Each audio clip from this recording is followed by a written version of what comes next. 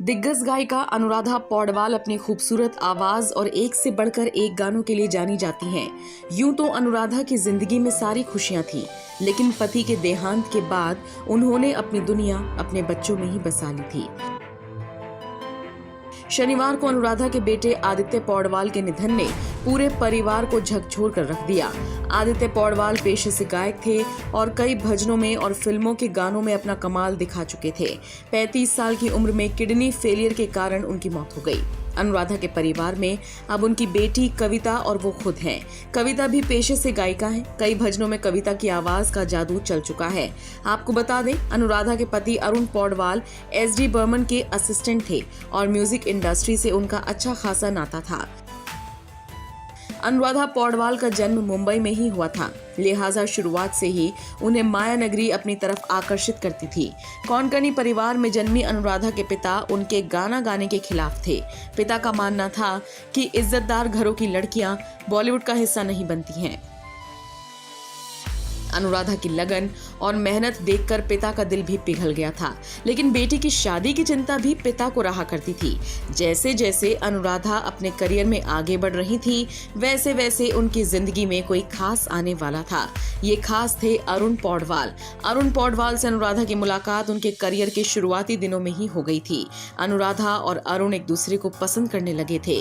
हालांकि अनुराधा पौडवाल के पिता इस रिश्ते के लिए तैयार नहीं थे, क्योंकि एक तो अरुण म्यूजिक इंडस्ट्री से संबंध रखते थे और दूसरा अनुराधा और अरुण की उम्र में भी काफी फासला था। अनुराधा की जिद के आगे पिता को झुकना पड़ा। साल 1969 में 17 साल की उम्र में ही अनुराधा ने अरुण पौडवाल से शादी कर ली थी। उस वक्त अरुण अनुराधा से 10 साल बड़े थे। पति अरुण पौडवाल अनुराधा को गाना गाने के लिए हमेशा प्रेरित करते थे। अनुराधा के लिए किसी मेंटोर से कम नहीं थे अरुण। वो अनुराधा को एक बार लता मंगेशकर की रिकॉर्डिंग सुनवाने के लिए लेकर गए। उस वक्त अनुराधा ध्यान से लता जी को सुनती रही। दरअसल अरुण एसडी बर्मन के असिस्टेंट थे, तो फिल्मी जगत से जमीनी स्तर पर जुड़े हुए थे। अनुराधा पौडवाल को उनके पति अरुण ने ही प्लेबैक सिंगिंग के लिए प्रशिक्षित किया था। 80 और 90 के दशक में अनुराधा ने कई सुपरहिट गानों को अपनी आवाज दी, जिनमें मुझे नींद न आए, नजर के सामने और धक धक करने लगा जैसे चार्टबस्टर शामिल हैं।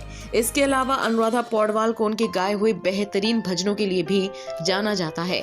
गुलशन कुमार के साथ गाए गए अनुराधा पौडवाल के भजनों को बहुत पसंद किया गया। अपनी बेहतरीन आवाज की वजह से अनुराधा पौडवाल को अगली लता मंगेशकर कहा जाने लगा था, लेकिन उनकी इस कामयाबी को नजर लगते देर नहीं लगी। अनुराधा के पति की तबीयत खराब होने लगी। साल 1983 में अनुराधा ने अपना बच्चा खो दिया और इसके बाद उनके पति का देहांत हो गया।